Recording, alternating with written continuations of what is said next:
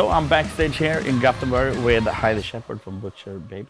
Hi. Hi, welcome to Sweden. Oh, thank you. It's not your first time though. No, not the first time, but first time this year. Yeah, first time. Yeah. There we go. So yeah, welcome back in 23. Yeah, exactly. And congratulations on the new album, Eye for an Eye and Till the World's Blind. Thank you. Amazing album. Thank you very much. Yeah, it sounds really good. I actually played, I think we already played like 2 or 3 songs on the radio. Oh, awesome. Thank you very much. Yeah. And it's been, correct me if I'm wrong, like 10 years ago since the release of the first album, right? Yes. Yeah, 30 years ago, kind of when you started the band. We started the band actually in 2009. For some reason, that's a misconception, but there's a bug. But so it actually has been 14 years since we started the band, and wow, what a wild ride it's been. Yeah, take us back to that time, to the era around when you started it. I was a child. In my early 20s, bright-eyed, bushy-tailed, in Los Angeles, and just following my love of heavy music, and got together with a couple of best friends and started making some noise, and had no idea that 14 years later I'd be sitting here with you in Gothenburg, Sweden, around the world many times with my best friends, and I'm super grateful for the last 14 years. Yeah, I can imagine. And now you've been on the tour for quite a while. Yeah. Feels like the whole year. No, it's been almost 7 weeks. 7 weeks, okay. Yeah. How do you cope with that? How do you prepare yourself for a tour for 7 weeks? Well, to prepare for a tour for 7 weeks, lots and lots of time spent in the gym. Yeah. Working up my stamina for the shows, especially on this tour, being the single vocalist for the band. Yeah. I work on my vocals at home a lot. I practiced a lot. And that's how you prepare for pretty much any tour. Yeah. Lots and lots of cardiovascular. I can imagine that, because it's not like you're standing still on stage all the time. It's an athletic event, and that's what we say. We were talking about this yesterday. Everyone's so tired. It's the end of the tour almost, and we're pushing through, giving every last bit we have, for the rest of the year here in these shows. And we're talking about it. I'm like, well, this is almost like running a 10K every day. It has to be. A competitive race every day. And singing. And singing. Yeah. Yeah. So it becomes an athletic event. Yeah. And so preparing for it in that mindset helps a lot. And now on this tour, as you said, you're the single vocalist. Yes. Why is that? Carla had surgery on her eye. Oh, okay. She's unable to. So she'll go back next year or something like that. Yeah. Yeah. And as you said, good shape, performing and everything. When you're touring this much and are together with a band and other bands as well, do you get to see anything else besides airports and venues, or is it just, We see the inside of a bus, the inside of venues. We do see some coffee shops along the way as well. And when there are days off, we take full advantage. We all go out together. We have a good time. Everyone on this tour, we get along so well. Everyone's become, best friends, and we're all out there conquering each city together. So there are some cities I would love to see more of. For today, for example, I would love to go out and see more of Gothenburg in the Christmas time, but it's our schedule just doesn't permit it, unfortunately. No, and tomorrow you're leaving for the next country. Well, we leave tonight at 12:30 a.m. Yeah, we're heading to Norway, and so border crossing is a little bit hectic. So we have to leave as early as possible. I know, bummer, huh? Yeah, bummer, definitely. We could have had some nice time showing you. Gothenburg is an amazing Christmas. Well, last year we were out with a band called Amaranth from here, and we went out after the show with the guys from Avatar, and got to see a little bit of Gothenburg in the winter time. It wasn't quite Christmas yet, but still gorgeous. So it is. It's still this place holds a special place in my heart.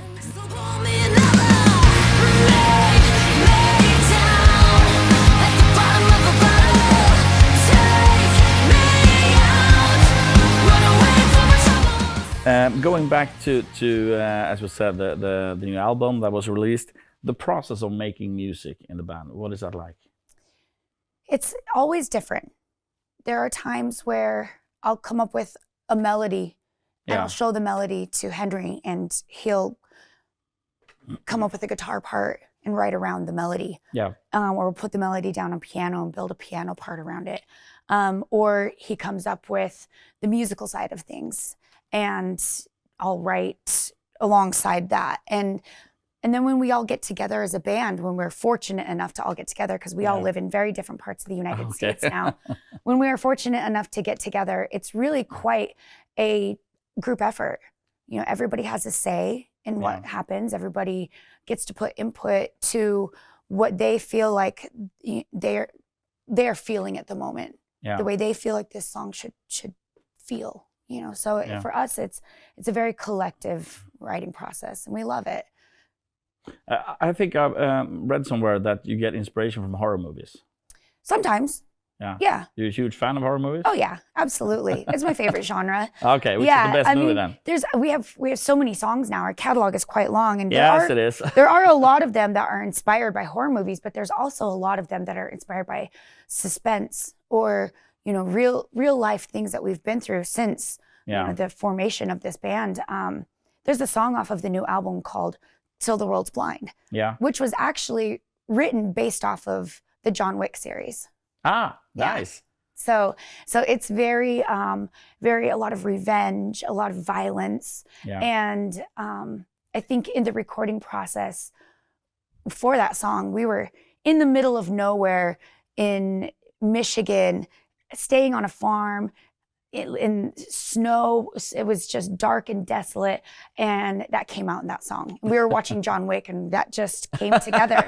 So we were all catching up on our John Wick. Ah, amazing. Well, then you should write some music for movies as well. Have you tried that? I would love to. Yeah. I'm actually filming a movie right now that we are writing music for. Ah, yeah. Nice. So yes, I would love to score a film, but I am helping out with the soundtrack of a movie that I'm completing when I get back from this tour. Cool. Yeah. That's nice. You have an amazing voice, and as you said, I mean, as you said, being on stage is like running 10K. But how do you treat your voice? I mean, touring this much, and then it's studio, and then touring again. Then how do you treat it? How do you? I sleep. You sleep. For instance, it is probably 5:45, 5:50 right now in the afternoon. I guess it's dark outside. It is. It's dark. I didn't get out of bed. I woke up around 4:30. Okay. So I try and sleep as much as possible, especially on tour. Yeah. Because that's when my body goes into recovery mode. I can't take my voice out and put it in the trailer. So I sleep. I don't drink alcohol as much as I used to. No, not on days where there are shows. And man, that is quite a difference coming from me, who was the party animal of of the band for the longest time. But these are things that I need to do to preserve my voice, especially whereas on this tour we're playing 6 days in a row here, 7 days in a row there, 6 here, 7 there. Yeah. And having to get up and cross borders. And so it's to me, this is what I have found has worked for me.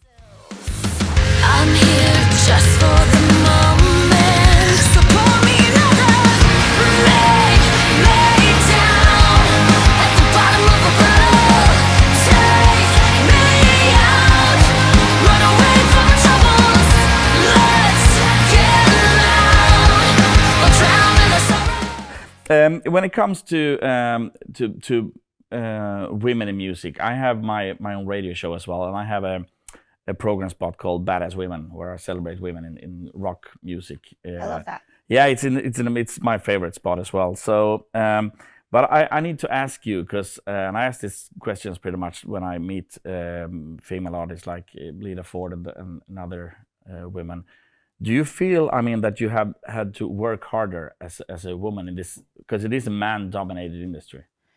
Well, I've never had to work at it as a man, so I don't really know the difference there. No, but I do find it quite a double-edged sword, to be honest. Some people, especially when we started, there weren't very many, almost 15 years ago. Yeah, exactly. A handful. Yeah. And so people were interested to see, what can a female offer here? Yeah. And then some people were like, I don't want to know anything about this. Girls don't belong in this. So that had a lot to do with the work on the build up here. Sometimes it was a helping hand, and sometimes it was a door in the face.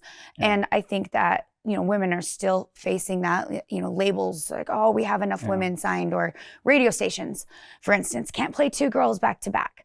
And I was a radio DJ for 7 years prior to starting Butcher Babies. And so, I had those same kind of things that I had to adhere to. And so, I think a lot of that is still going on. But I like I said, I've never had to work at it as a man. I think that we got lucky because we were unique too. Yeah. There's the thing about being unique. We had 2 female singers in a metal band, which really nobody had at that point. Exactly. That was. So there is a thing about being unique. And so, so I can't really say whether it helped or hurt. Yeah. It just did. Yeah. Well, obviously it worked out. It's still doing. Pretty well. So if we go back to the life where you're not touring or not being in the studio, what's a normal day in your life like? I live in Las Vegas, Nevada. Oof. It's not as crazy as you think it is. But It's it beautiful. I live on the mountain. We have a golf course as our backyard. I've got the cutest little dog, and my life is really beautiful and fun. I feel so lucky to live where I live. It's easy going, the easy life. And I love it. I love it. But my life is mostly lived on the road. Oh yeah, I can imagine. So when I'm home, I'll soak in all the time I can with my little puppy, and I'll soak in all the time I can with my friends and family. Yeah. But I crave the road. I miss the road. So you're home a couple of days and then like, okay, climbing on the walls, wanted to go out. Yeah, that's what happens. Last year we were on the road for 6 months in a row, and then we got to stay home for about 5 months, and then we're back out for, to finish the year. And so I think I'll probably take a couple months at home and love it again when I get back. Sounds like a great idea. I mean, it's Christmas, so it could be nice to spend with some friends and family. And when you listen to music, let's say, I mean, you obviously work out a lot and do a lot of training. What kind of music do you listen to? Everything. Everything. I love everything. Yeah. There's not a type of music that I don't like.